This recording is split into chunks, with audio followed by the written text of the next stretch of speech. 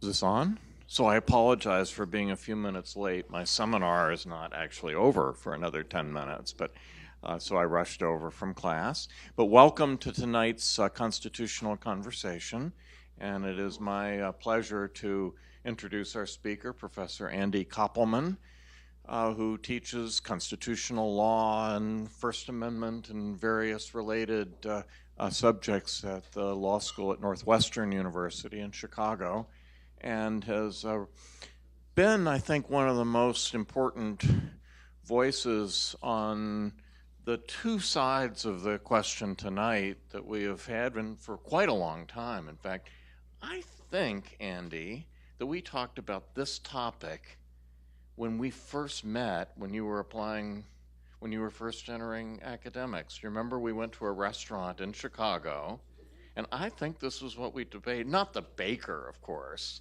but the general topic of the possible conflicts between gay rights, which at that time was just a gleam in some people's eye, and religious freedom. So in any event, Andy has been a very significant voice on this, and I really recommend to you his book called Defending America's Tradition of Religious Neutrality. Defending American Religious Neutrality. Okay, I was close. I just stuck in tradition there. I'm inclined to do that. So Defending America's Religious Neutrality, which among other things has, I think, the clearest, maybe the most closest thing to a coherent defense of the Supreme Court's understanding of secular purpose that I've ever seen. But in any event, tonight he's speaking to us about the most controversial case in the Supreme Court this term, Masterpiece Cakeshop. So Andy, take it away. Okay.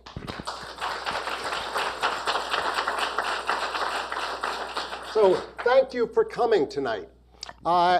So on December 5th, the Supreme Court heard oral argument in Masterpiece Cakeshop, the case in which a baker claims that free speech protects his right to refuse to make a cake for a same-sex wedding. It is impossible to know how the court will rule. I will not make any predictions about how the court will rule, but I can confidently predict that if the baker wins, the justice's opinion will be incoherent. Now, it is my job here, I'm in an awkward position. It is my job as a speaker to keep you interested in what I'm saying, but I want to persuade you that this is not an interesting case. That it's a silly case that ought not to be in the Supreme Court. We should not be talking about it. I am wasting your time. But there are morally urgent issues here, and I will get around to talking about them. But first I have to talk about Masterpiece Cakeshop. So my talk is going to be in two parts. First, I'm going to tell you why this case is frivolous and a distraction, and then I'm going to talk about the real morally urgent issues that are here and how they ought to be resolved. There is a lot of confusion about what this case is about. So here are the basic facts. Charlie Craig and David Mullins, same-sex couple who mean to get married, visited the Masterpiece Bakery, and they looked through a photo album of cakes that had been custom designed by the bakery.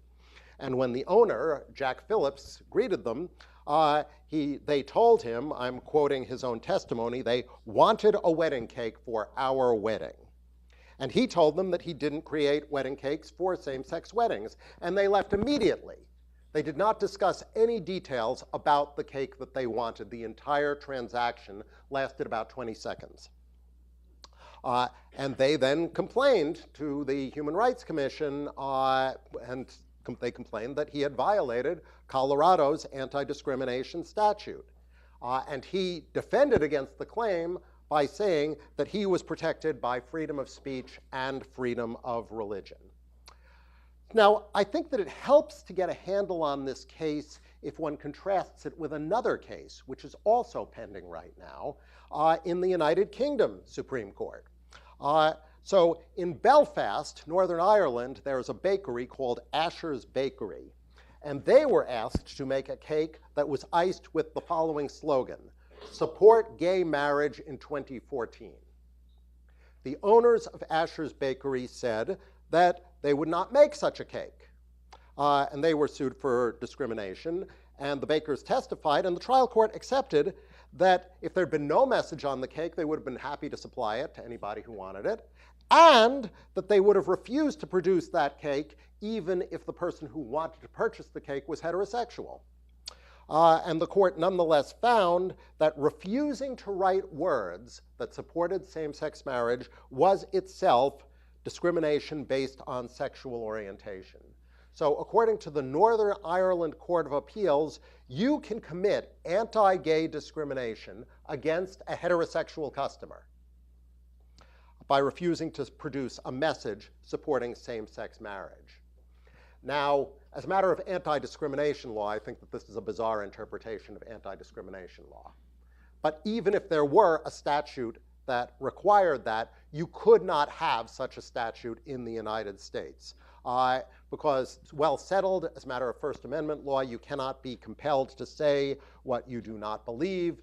The famous quote from West Virginia versus Barnett in 1943, when the court decided that children couldn't be required to say the Pledge of Allegiance: "If there's any fixed star in our constitutional constellation, it is that no official, high or petty, can prescribe what shall be orthodox in politics, nationalism, religion, or other matters of opinion, or force citizens to confess by word or act their faith therein."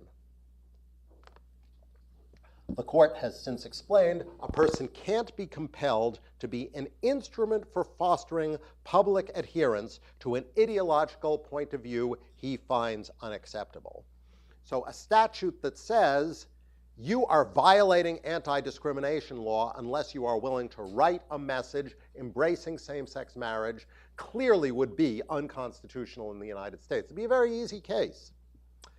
But that's not the issue in Masterpiece Cakeshop. Those are not the facts of Masterpiece Cakeshop.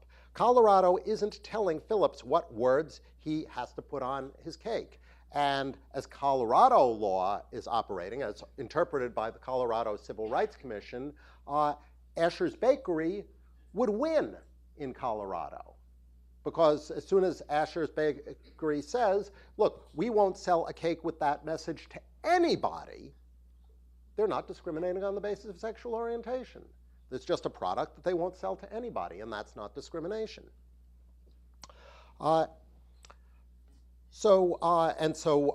Phillips is being told if he sells a product to heterosexual couples, he must sell the exact same product to same-sex couples. If he will sell a wedding cake to a heterosexual couple, he must sell the exact same cake to a same-sex couple. And he is free to refuse to write support gay marriage on any cakes that he sells, as long as he refuses that to both gay and heterosexual customers. So it's an easy case. He should lose. Not covered by Barnett. So what I'm going to do now is tell you what the arguments are that he is making.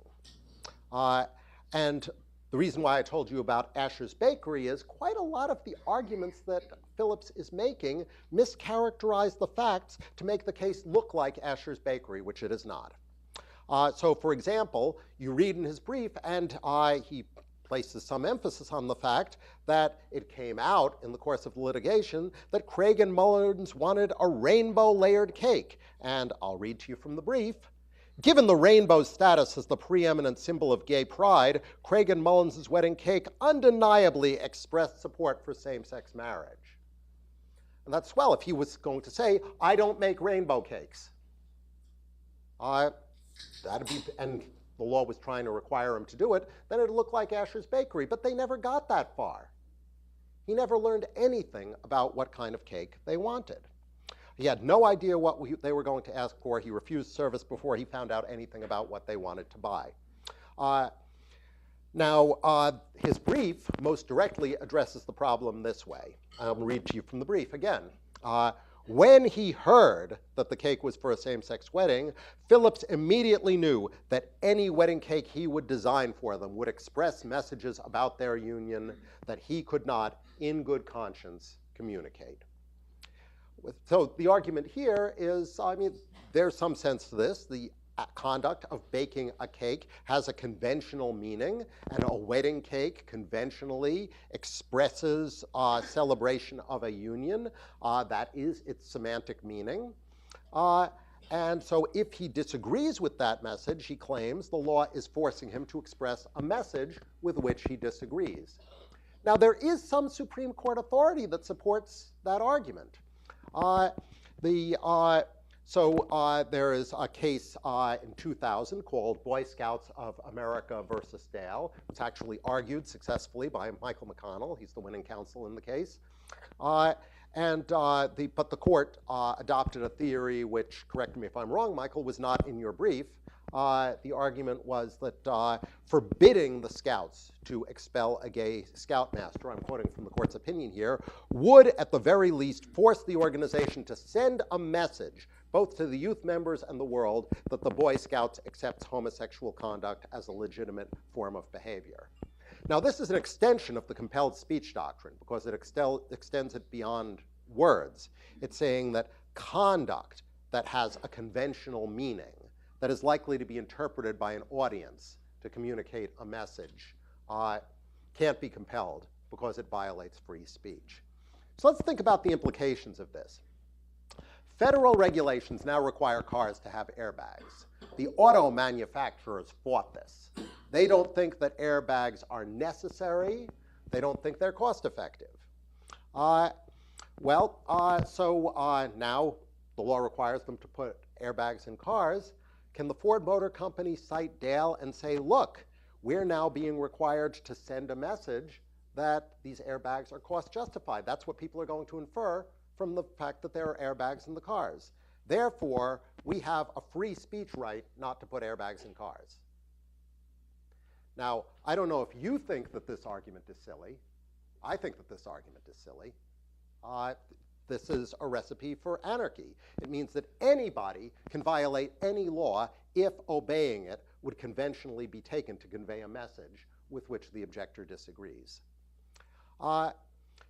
So Phillips does have some authority, but the authority doesn't make a lot of sense.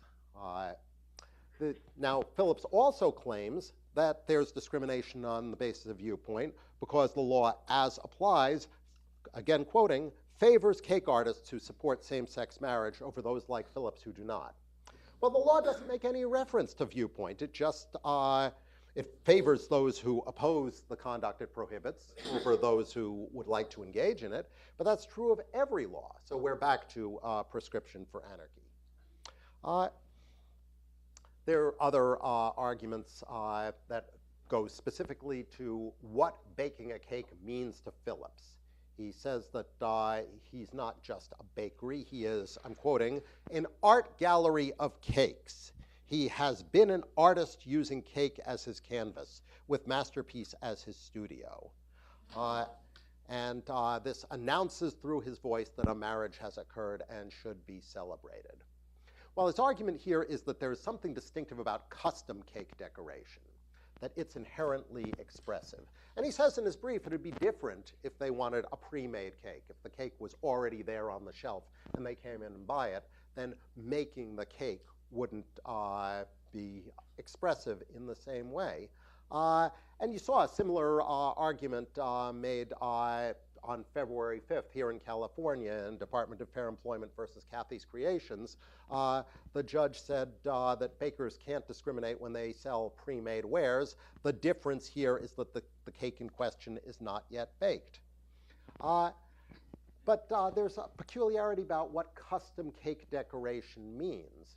So Phillips's bakery doesn't custom design each individual cake. The bakery says, couples may select from one of our unique creations that are on display in the store, or they may request that I design and create something entirely different. Well, again, he threw them out before he found out what they were going to ask for. They might have asked for a cake that he had already designed. Now, some of those cakes are in the case, and some of them are made to order. So the identical cake would be a custom cake if it was made in the afternoon after they asked for it, but it would not be a custom cake if it had been made in the morning. this is a strange result. And if customization means work made to order, well, lots of work is customized. So auto repair is always unique work done to order. Every engine breakdown is different. It's got to be diagnosed. The mechanic's got to figure out what it is and fix it. What if the wedding limousine has engine trouble? Is there a free speech right not to fix the engine? And then there are lots of food preparation is expressive. In fact, lots of ordinary work where people are making discretionary choices based on aesthetics is somewhat expressive. There's a reason why you see pieces of furniture in art museums. Pieces of ordinary pottery that it tells something about the Sumerians that they designed pots this way rather than that way. So it's hard to figure out a limiting principle. Now, the Department of Justice came up with its own account. One of the interesting things about the Department of Justice brief, when I say there are real problems with all of the theories in Phillips's argument, I think a subtext of the Department of Justice brief supporting Phillips is that the Department of Justice agrees with me because they ignored all of his arguments and they started over. So the Department of Justice acknowledges that the First Amendment isn't violated by content-neutral laws that incidentally affect speech, such as anti-discrimination law.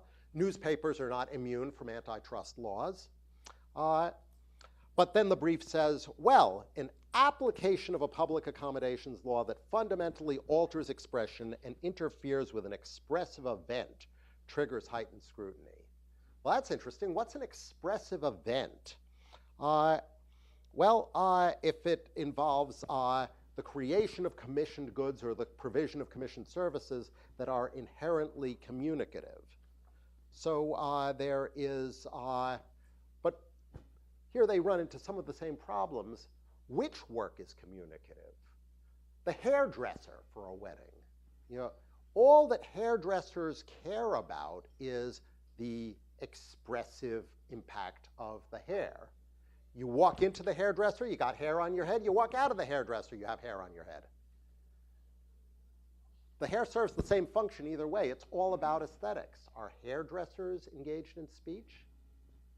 So there's a puzzle here. The Department of Justice brief offers another independent theory where they say that the public accommodations law needs heightened scrutiny if it compels participation in a ceremony or other expressive event. So it's about participating in a wedding. Now, if you accept this reading, then it doesn't matter anymore whether the cake is pre-made. Selling a pre-made cake is participating in an expressive event. Anything that you do that involves participating in a wedding is participating in an expressive event. Renting the chairs and tables is participating in an expressive event. And so they try to limit that logic, I think, by saying whether government compulsion creates an association with an unwanted message depends on a reasonable observer's perception of the relevant expression.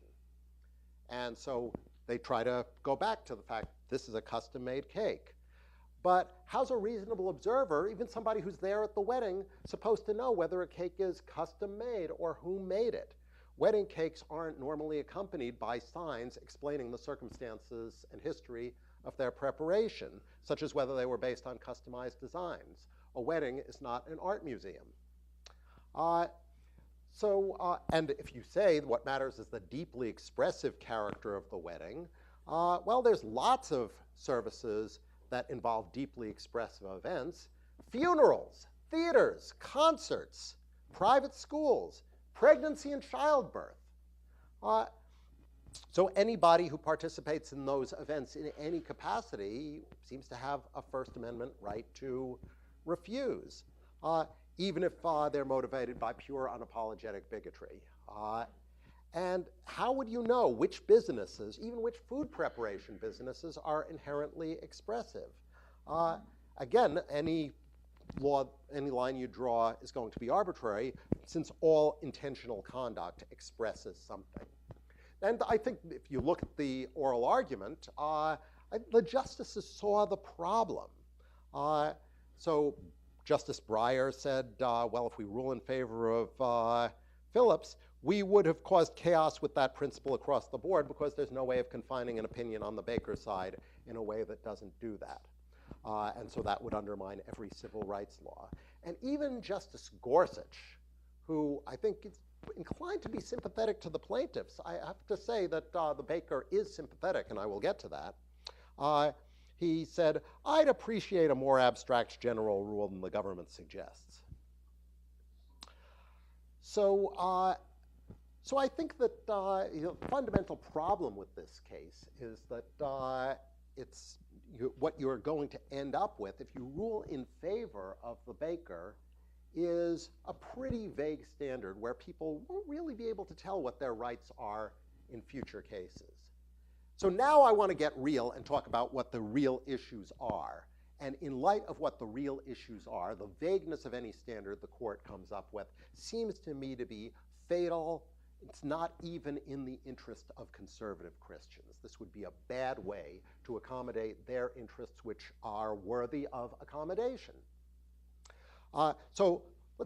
This case is really about, it's not about speech, it's about the objection of some conservative Christians to facilitating same-sex marriage, which they regard as sinful. Now, some of those objections can be shoehorned into free speech, but there are others that I think are equal in dignity and weight that just can't be characterized as free speech. So let's take married student housing at religious colleges. Now here, there's a powerful objection to providing property, having their property used at a religious college where there is a couple who are engaged in the conduct that they regard as sinful. But the court has already held that when universities were required to provide space to military recruiters, they weren't compelled to endorse any message. What fundamentally this problem is about is trying to work out a compromise between two groups who have radically different ideas of how life ought to be lived. And so that each of them is able to live out their ideals, and that is a worthy goal. There are people who object to same-sex marriage on the basis of what the court said in the same-sex marriage decision, Obergefell, decent and honorable religious or philosophical premises. So what we really have here is a problem of religious accommodation. You've got an anti-discrimination law, which prohibits discrimination against gay people, and you've got people who have a religious objection to complying with that law. Well, religious objections to generally applicable laws is a problem that's as old as the hills. We've had this in the United States for a long time. In colonial times, there were Quakers who weren't willing to engage in military service. There were Jews who weren't willing to come to court on Saturday when courts met. We've had accommodation claims since then. Catholics were allowed to, those folks were accommodated in colonial times. Catholics were allowed to use sacramental wine during Prohibition. Native Americans today are allowed by statute to use peyote, even though there's a general ban on hallucinogens. So I'll set the constitutional issues aside. There's a long tradition of accommodating religious dissenters, and it's a valuable tradition. It's based on a general perception that there is something valuable about religion understood in a very abstract way, and that when somebody comes to you with a religious objection to a generally applicable law, the state ought to seriously consider the possibility of accommodating that person if it can do so without defeating the purposes of the law. So the really interesting question, which the Masterpiece Cakeshop doesn't squarely present, is it possible to accommodate religious dissenters from anti-discrimination laws that protect gay people without defeating the purposes of those anti-discrimination laws?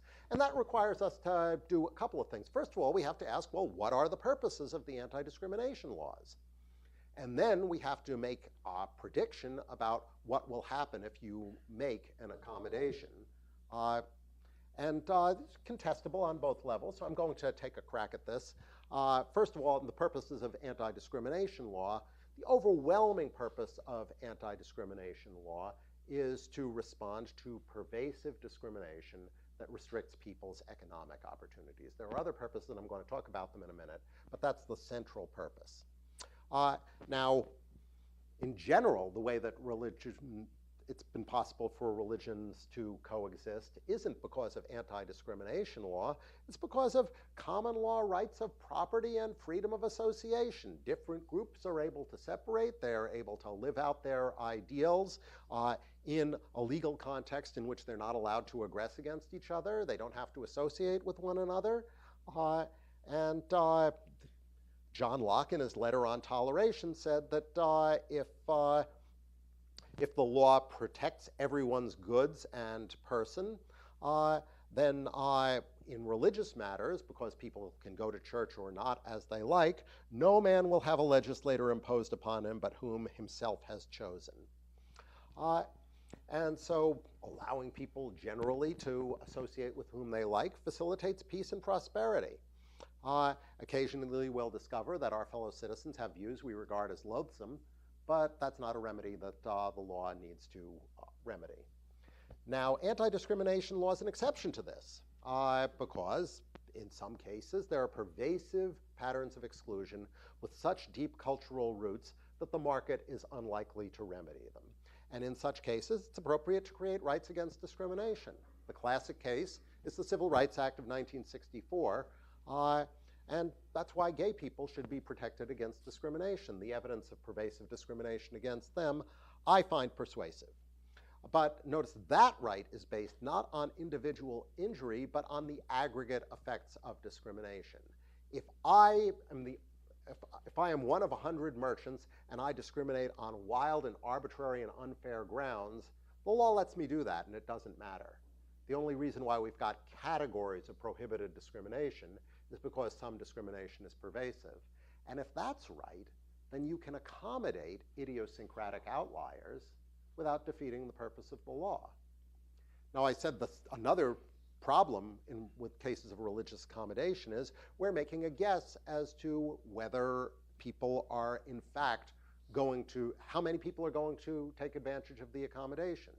And in religious accommodation claims, there is always a slippery slope argument that, well, if you exempt a few people, everybody's going to want it. This is why the Supreme Court has been reluctant to allow religious accommodations and exemptions from tax laws. It's just too tempting. And there is, I think, reasonable disagreement about how many people would invoke a religious accommodation. And that's one of the reasons why this case is hard, because it's just hard to tell what would happen. Let me talk about another couple of purposes of anti-discrimination law. Another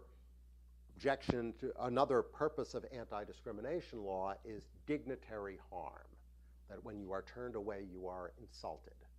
Now, this certainly is a concern, but it's an odd sort of concern because one thing that free speech does say is that you've got no right to be insulted, not to be insulted. That it is if the baker wants to put a sign in his window that says same-sex marriage is an abomination before God. Dignitary harm to any same-sex couple who walks by. I disagree with that. I think it's wrong. Free speech means that you've got a right to say things that nobody should ever say to anybody. So the dignitary harm part is tricky because there is a free speech issue there. And then there's a last dimension here, and I think that this is a big part of what's going on here. A big part of the concern about, and I think the moral drive of anti-discrimination law is that the anti-discrimination law is responding to a pervasive idea that there are some people who are being, the classic formulation of Dred Scott, beings of an inferior order. And if people are regarded in that way, they don't even get police protection. And we know that there's been violence against African Americans, against women, against gay people. If you're just trying to guarantee the minimal Lockean rights that let people be diverse, then you've got to fight really pervasive tendencies in American society. And one of the things that has been invoked, this is a dimension of anti-discrimination law that I think is too little talked about, is equally strong cultural reaction that makes the discrimination itself regarded as polluted and unclean. Liberal theorists are uncomfortable with invoking those sorts of primitive impulses of uncleanliness and pollution, but they seem to be an ineradicable part of the human race's moral vocabulary. So what's happened is that racism itself has come to be stigmatized as contaminating. And one of the worst things that you can say about a person is to call them a racist. And this is good, because racism is so deeply ingrained in American society that it probably took a counter-taboo, counter-stigmatization in order to fight that. And a big aim of the gay rights movement has been to develop its own counter-taboo, to stigmatize the prejudice against gay people as being, in a way, ritually unclean. Now, once again, there's a tension with free speech here for the state to promote the idea that there are some ideas that are unclean and contaminating, so odious as to be intolerable.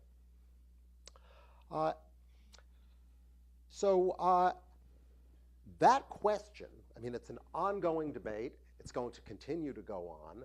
But the question of what is sacred and what is unclean, we're having these conversations all the time. A core idea of disestablishment of religion is that while these are morally weighty matters, the state should shut up. That one of the core impulses of the Establishment Clause is that the state is a poor guide to the urgent question of what is sacred and what is profane. That if the state is allowed to make declarations about what is God's will, what we are going to learn is that what God wants most of all is the re-election of the incumbent administration. So it's just none of the state's business. So I think the crucial question is, so we should be asking, as we do in any religious accommodation case, is the purpose of the law going to be defeated? So the possibility of accommodation, the case for accommodation, the strongest case for accommodation, is that the purpose of anti-discrimination law that we are most legitimately concerned about is the denial of economic opportunity. That the dignitary harm concerns us, but there's a right to inflict dignitary harm based on the First Amendment. There is an implicit idea of promoting, stigmatizing discrimination as wrong, but it's dangerous to have the state in the stigma business. And anyway, even if you have religious accommodations, the stigma persists. So I think the really hard question is how many people are going to invoke the accommodation if you offered an accommodation. And that question is presented by every proposed religious accommodation. There's always an argument that we're opening the floodgates. Now, a lot of the time, it's wrong. We exempted Quakers from the military draft. It didn't cripple the United States militarily. The accommodation of Catholics during Prohibition did not defeat Prohibition. We know that during Prohibition, it's a mixed bag, but deaths from cirrhosis of the liver went down by about a third. Prohibition was not a complete failure. That matters. I mean, the aim is to keep people from killing themselves with drugs. Prohibition was a significant success in that regard. But nobody knows. So I think that some kind of legislative deal ought to be possible. So Utah managed to reach a legislative deal between the gay rights folks and the Mormon Church The Mormon Church actively participated in fashioning that. But here's what you absolutely have to have with any kind of accommodation. You've got to have really clear rules that let people know what they're allowed to do and what they're not allowed to do. One of the great things about the old Lockean solution of just saying we're going to protect religious liberty just by protecting people's property and protecting them against aggression. Good fences make good neighbors. People know what the boundaries are. You are not allowed to disturb the people who are in the church because the church is on private property and you're not allowed to trespass. Here also, I think it would be, I think an accommodation is possible, but you're going to have to draw lines. The lines are going to have to be somewhat arbitrary. You saw some of this in existing anti-discrimination laws, where anti-employment discrimination law doesn't apply to businesses that have 5 or fewer employees. Housing discrimination law doesn't apply to, I'm trying to remember the number, a unit with 4 units where the landlord lives in one of the units. But these are really arbitrary lines. They're not the kind of lines that courts are good at drawing. These kinds of, this kind of legislative bargain is beyond the institutional capacity of courts. When you're doing this, the attractive thing about legislative deals is that you don't have to couch them in high principle. You don't have to come up with a principled argument why we said 4 or fewer units, not 6. It's just the line that we drew. We learn through negotiation what each side's most urgent interests are. And even if we are unintelligible to one another, we just try to come up with a place where everything is okay. When someone complains to the legislature, they don't have to say, I have this objection as a matter of high principle. All that you have to say is, I have an owie, and I vote. That'll get a legislator's attention, and he'll try to figure out some way of accommodating you. So the impulse to judicial intervention in Masterpiece Cakeshop should have been resisted. And the best outcome for this case is for the Supreme Court to dismiss its decision to hear the case as improvidently granted. The tools at its disposal are the wrong tools for the job. There ought to be accommodation, but it really needs to be done by the legislature and not the court. On the issue, now, I get a lot of pushback from my friends in the gay rights movement, which have been part of that movement for decades now. Because they think that religious objections to homosexual conduct are worthless and dangerous. They think that the religious objections are just fundamentally wrong, misguided, and crazy. Well, the idea that there are some religious beliefs that are wrong, misguided, and crazy is something that Americans have always thought. Just about all of us have agreed that there are such religious ideas. We just can't agree on which ones. And those questions are none of the state's business. Diversity of opinion about matters that matter a lot is an inevitable consequence of a free society. The best that we can hope for, but I think that it is a worthy and attractive aspiration, is to live peacefully together in mutual contempt. Thank you.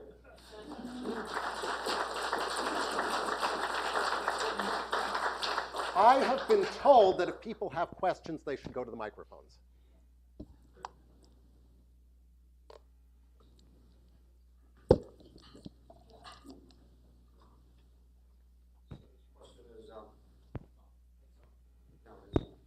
So the question is not related to the cake issue, but maybe something more relevant, perhaps, and that is the California SB 219, is it?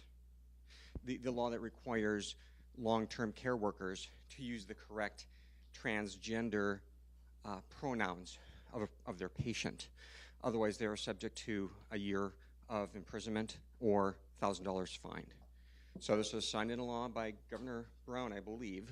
And one of the arguments is compelled speech is not free speech.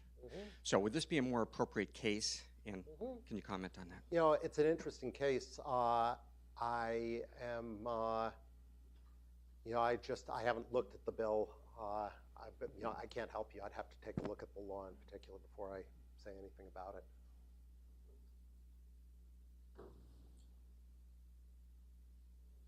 Well, I'll ask a question. I'd love for you to ask a question.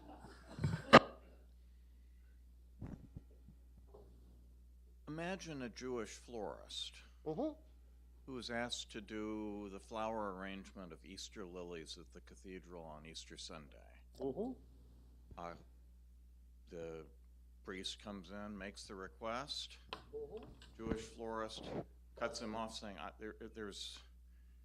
I don't really care much about the details of this. I'm telling you, I can't provide Easter lilies on Easter Sunday for your church because I believe that this is a symbol of the resurrection of Jesus Christ, something I deeply disagree with. So violates anti-discrimination law in exactly the same sense, I think. How is it different from your case? Because he's just to get clear on the hypothetical, the claim is that the florist is discriminating on the basis of religion because he'll sell the exact same flower arrangement to, but once he knows. You have no objection to providing lilies for, you know, a birthday party. I am, as I've said, I'm sympathetic. It is a claim for an accommodation. One of the lessons of the various failures of the briefs in Masterpiece Cakeshop is that you need a I want to know what the principle is. I mean, what both of the sides in the gay rights versus religious objectors case is that, you know, people just don't know what they're entitled to. What I would like for that florist is that I would like that florist to know at that point what his rights are. Either he is allowed to turn the person away or he faces heavy fines. People should be given notice in advance what that is. And if you say to that baker, well, you know, a court is going to make a judgment about how expressive flower making is. And, you know, we can, depending on the lawyers, here is a legal argument in your favor. Here is an argument against it. We're doing it on a case-by-case basis. So no one can make any confident prediction as to whether you're going to face heavy fines or not. Now you decide what you're going to do. That is a bad outcome. And it doesn't seem to me that there's any way of resolving Masterpiece Cakeshop in the cake shop's favor that doesn't put the florist in that position. So I'm sympathetic to the florist, and yeah, there's plenty of other places where those flowers could be bought, but I'd like to see legislation. I don't see how the Supreme Court can write a rule that it's not enough for them to say, you know, well, we're going to accommodate you and we're going to accommodate people on a case-by-case basis. If you accommodate on a case-by-case basis, nobody knows what their rights are. All right, so this is interesting. Can you hear me? Yeah. So one of the questions is there a way for a business to outright say, I'm going to do business under these circumstances? And then if something happens, then they're covered because they have given a disclaimer. What are their boundaries for doing business? Well, the idea that you can get out of anti-discrimination law by issuing a disclaimer, this is one of the core problems that the Civil Rights Act of 1964 responded to because there were whites-only signs in a lot of businesses, and you would not have wanted the businesses to be able to defend themselves by saying, well, whites only. It says so right in the window. In fact, there is another interesting free speech. Well, in those cases, the way that the free speech issue got resolved was that free speech does not protect threats of illegal conduct. And since a whites-only sign is reasonably interpreted as a threat to engage in illegal discrimination, it's not protected either. Now, I've said, I actually have an article that argues that there is a live question about whether it violates anti-discrimination law for the baker to put a sign in his window saying, I disagree with same-sex marriage, or whether that violates state laws. There are a number of state laws that say that you may not put up a sign that indicates that a certain class of customer is unwelcome. And there is a tricky free speech problem there. I think that that should be resolved in favor of the sign, because it's not an announcement that you're going to discriminate. It's an announcement that you've got a religious objection, and that ought to be protected. Now, that's not exactly what you have in mind. I think that it would largely be the functional equivalent. On the other hand, it doesn't exempt the baker from the anti-discrimination law, so the baker would still have to make the cake if the customer walked in, unless legislation were enacted that would exempt him. On the other hand, that sign probably would keep away about 95% of gay customers. How about if I go to some place where gay people sing songs for different occasions, and I ask them to come and sing some religious songs that promote Christian morality and maybe even condemn gay behavior? Would they be allowed to refuse my request for them to sing whatever I want them to sing? Well, this starts to look like Asher's Bakery again, where if they say there are certain songs that we will not sing, we won't do this for a same-sex couple, we won't sing those same songs for anybody. They're just words we won't say. There's a service we won't provide to anybody. Then that's absolutely protected by Barnett.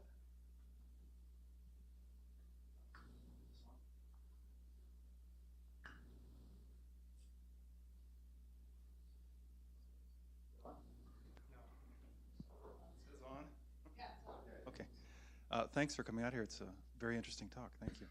I think you're being a little unfair to the baker. Okay. Because it's every gay wedding I've been to, which is 2, it's pretty obvious from the cake that it's a gay wedding. They're different. They have 2 little men on the top, or some other, something. So I don't think it's really fair to say, oh, he didn't know what they were going to do with it, because he kind of did. And you mean that any same-sex couple that's going to have a wedding that has 2 men on top? No, I don't mean that. But I do mean that most of the time, it's the 2 I've seen, they're different. There's a problem of sample size. That's true. That's a good point. But really, what I'm interested in is your distinction between an assault on the dignity of a person versus real harm. Oh, it's a real harm. It's just that free speech harm lets you engage in that kind of injury. So actionable harm. Yeah. It seems to me that that was the main complaint of the plaintiffs in this, was that their dignity was injured, because they weren't injured in any other way. How does that? Could you go over that part again, because I kind of missed it? Well, the question is, sorry, I thought the camera person was saying I was off. So the question is, will you defeat the purposes of the law if you accommodate? Well, if you've got a law, let's imagine that we have the kind of carve-out that I've got, where we say, well, so businesses of 3 or fewer employees may assert a religious objection. Now, I guess if I were drafting that statute, I'd say that they've got to put up a notice saying that we don't facilitate same-sex weddings, because the other part of the objection of the couples, which I think has some weight, is they don't want to participate in this ceremony of their own humiliation, of going in there and being turned away. And if you've got a small group of bakers who are willing to bear the economic costs of being identified with opposition to same-sex marriage, that's a carve-out that seems to me to speak to I guess the most serious of the dignitary interests, which is personally participating in walking in, getting rejected. There's still a dignitary harm in seeing a sign that says, we oppose same-sex marriage. But that dignitary harm is protected by free speech. So I think a more particular answer. But this is, I'm sitting here trying to draft a statute by myself. And again, you know, the great thing about the legislative process is that nobody drafts a statute by themselves. They always consult the various interested parties and try to come up with something that everybody can live with. And until you've done that negotiation, you don't know what that's going to look like.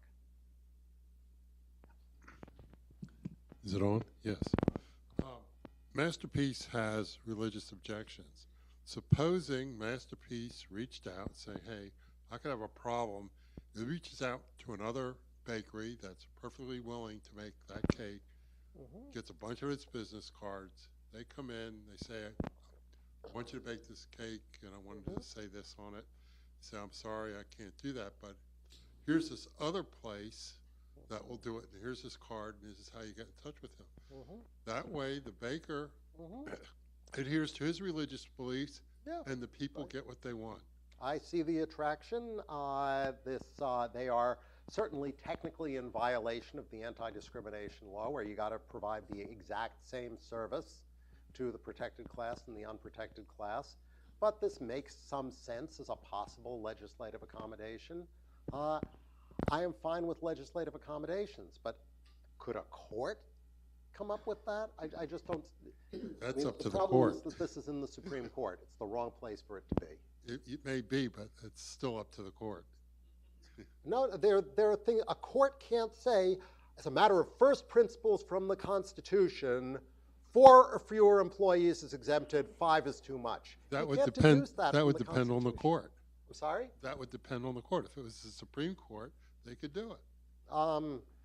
Well, they can do anything that they want, but you know, there's just no legal argument. They're supposed to make their decisions based on legal arguments. The whole thing is that you're trying, not to mean a pun, you can have your cake and eat it too.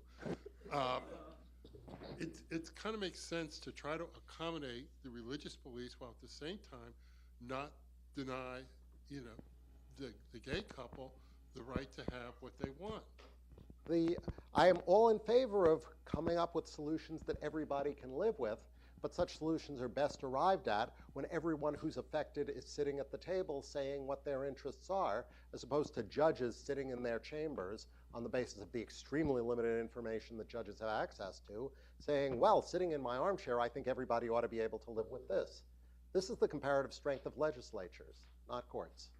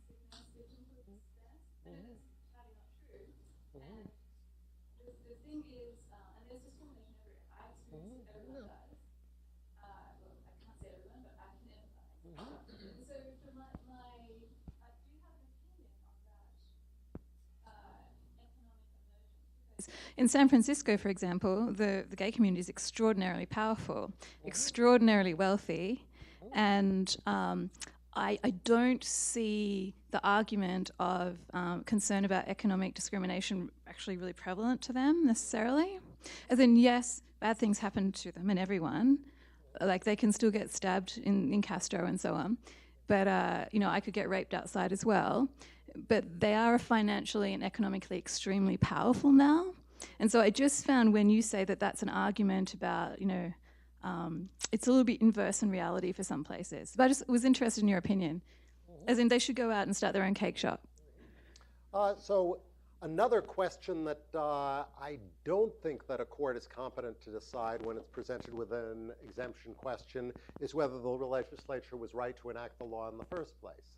I reported to you without any argument at all that I'm persuaded that anti-discrimination protection of gay people is appropriate. Reasonable people disagree about that. So then the question is whether the purposes of the law are going to be defeated. At least in some parts of the world, the people who are out as gay tend to be economically prosperous because it's only if you are in the economically prosperous substratum of the population that it's safe. There are gay people who are poorer, but they're deeply closeted. So once again, one has a sampling problem. Is scarcity a factor? Meaning, we're assuming here that you can go to another bakery and get a cake, but if you're in an area where there's only one bakery, Yep. So that affect it?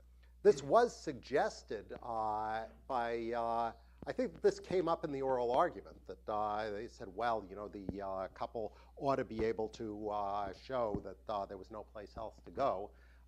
This really does defeat anti-discrimination law, because now it's not enough for you to show that you were discriminated against. You've got to engage in a survey of all of the other businesses in a given area. It's pretty expensive to do that. So I wouldn't make this a part of someone's burden of proof. I do think that it's a consideration that you would have in mind for a legislative carve-out. But I'd say, you know, I'm sympathetic to these claims. I think that some of them ought to be accommodated. I just think that the Supreme Court is the wrong place to slug this out. That the Supreme Court is no longer, I mean, there are just areas where the Supreme Court hasn't got any competence. You can feel very strongly about it. You know, I mean, it's a really important question whether the Federal Reserve raises interest rates, but we shouldn't have argument in the Supreme Court about it. Yeah. Actually, I snuck around. Yeah, but he's already asked a question. Thank you. I'm going to ask you a remedies question, because I think that's betrays the motivations here. We're in a federal court. We're in a federal civil court.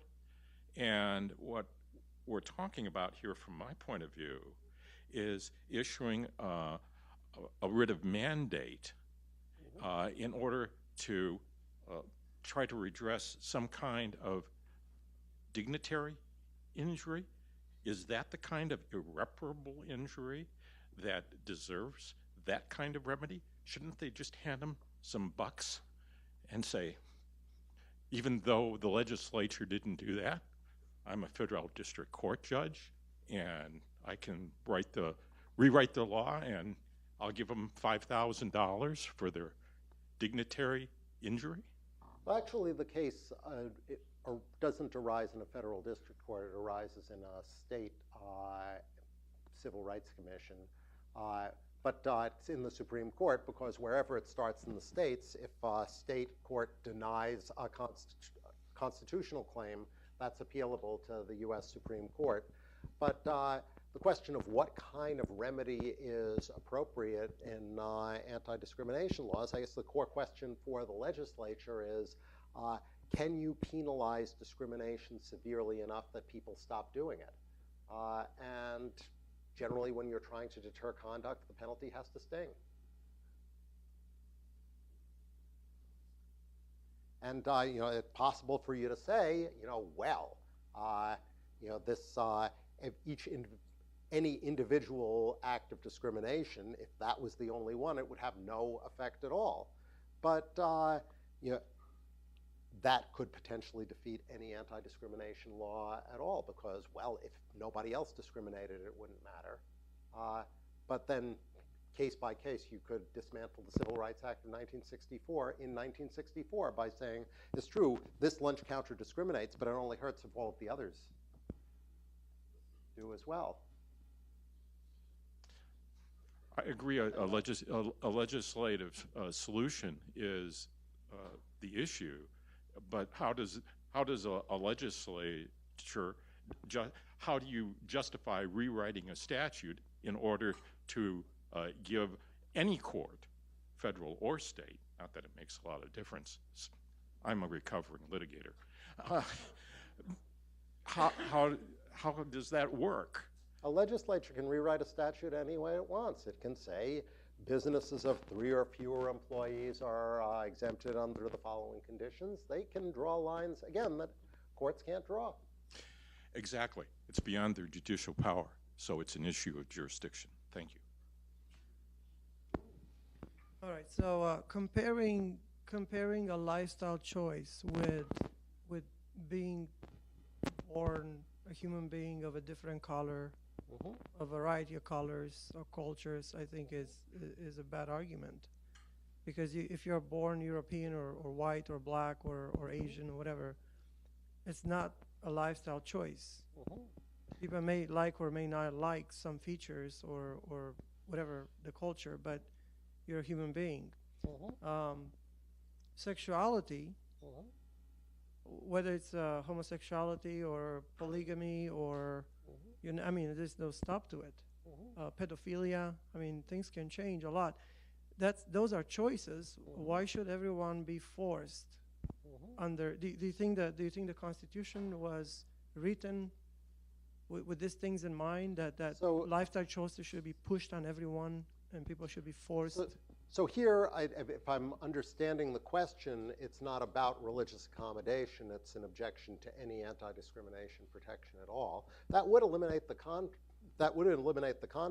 Any problem of religious exemption goes away if you eliminate the underlying statute. But that's another argument. We have a problem because these statutes are on the books, and the question is whether to accommodate religious objectors. Let's take just these last two questions. We've talked mostly about accommodation for religious beliefs, but I'm wondering how you would feel about not a religious belief, but a matter of conscience. I realize that's not in the First Amendment, but shouldn't that be given equal dignity with a matter of religious belief? So the questions sometimes arise when conscientious claims are made that seem similar in dignity and weight to religious beliefs, and there is an Establishment Clause problem here if you can only make such claims if they are grounded in theistic belief. When the Supreme Court really only squarely confronted that question in a pair of cases in 1965 and 1970 involving the Vietnam War. And there they said, yeah, we kind of have to accommodate conscientious claims too, or else we're violating the Establishment Clause. So if I am writing the statute, yeah, I would accommodate those two, although in the specific context we're talking about here, objections to same-sex marriage, I'm not aware of any cases where people objected to facilitating same-sex marriages on non-religious grounds. One could imagine them, we just haven't seen them. But there are other issues in which that could arise. There are in which they have arisen. There was these two cases involved non-theists who objected to killing people. So given that the case is before the court and it's unlikely to be dismissed as improvidently granted, and a majority opinion for the cake shop would, as you say, probably be largely incoherent, could you articulate a principle for a majority opinion in favor of Colorado that would avoid precluding the kind of laws that you want to see passed by legislatures? It wouldn't preclude laws if I deny a claim based on the First Amendment. The legislature is perfectly free to carve out exceptions from the law for any reason that it thinks appropriate. So would you please join me in thanking Andy for an extremely interesting talk. Fun.